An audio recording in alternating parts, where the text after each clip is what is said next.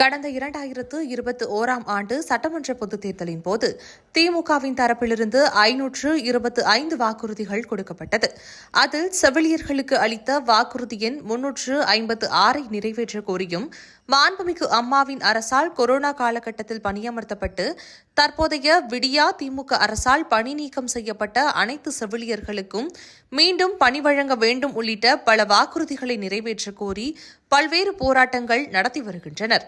கடந்த வாரம் வாக்குறுதிகளை நிறைவேற்றக் கோரி போராட்டத்தில் ஈடுபட்டு வந்த சுமார் 1000த்திற்கும் மேற்பட்ட செவிலியர்களை காவல்துறையினர் கைது செய்து அவர்களை பேருந்துகள் மூலமாக அழைத்து சென்று கிளாம்பாக்கம் பேருந்து நிலையத்தில் இறக்கிவிட்டனர். இறக்கிவிடப்பட்ட செவிலியர்கள் கிளாம்பாக்கம் பேருந்து நிலையத்திலேயே தங்களது கோரிக்கைகள் நிறைவேறாமல் கலைய மாட்டோம் என கூறி விடியா திமுக அரசுக்கு எதிரான கோஷங்களுடன் போராட்டத்தில் ஈடுபட்டதைத் தொடர்ந்து விடியா திமுக அரசின் காவல்துறை அவர்களை மீண்டும் கைது செய்து அருகிலுள்ள தனியார் திருமண மண்டபத்தில் அடைத்து வைத்தனர்.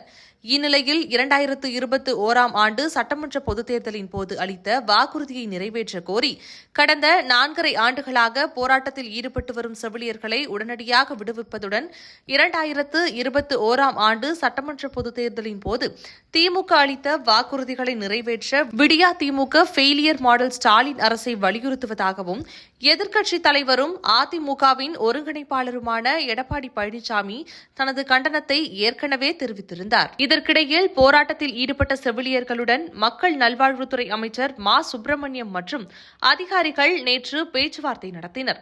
அப்போது பொங்கல் பண்டிகைக்கு முன்பாக 723 பேருக்கு பணி நியமன ஆணை வழங்கப்படும் என அமைச்சர் மா சுப்பிரமணியம் தெரிவித்தார். இருப்பினும் அமைச்சருடனான பேச்சுவார்த்தை தோல்வியில் முடிந்தது.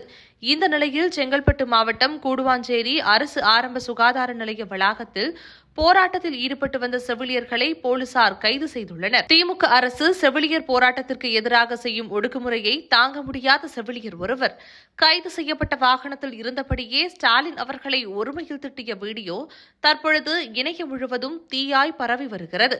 அதில் நாங்கள் ஸ்டாலினுக்கு தானே ஓட்டு போட்டோம், அவர்தான் வர வேண்டும். அரசு மருத்துவமனைகளில் நீங்க என்ன வேலை பார்க்கறீங்கன்னு எங்களுக்கு தெரியாதா? வெளியில் சொன்னால் அவ்வளவுதான் என்று தன்னுடைய ஆதங்கத்தை தெரிவித்திருக்கிறார்.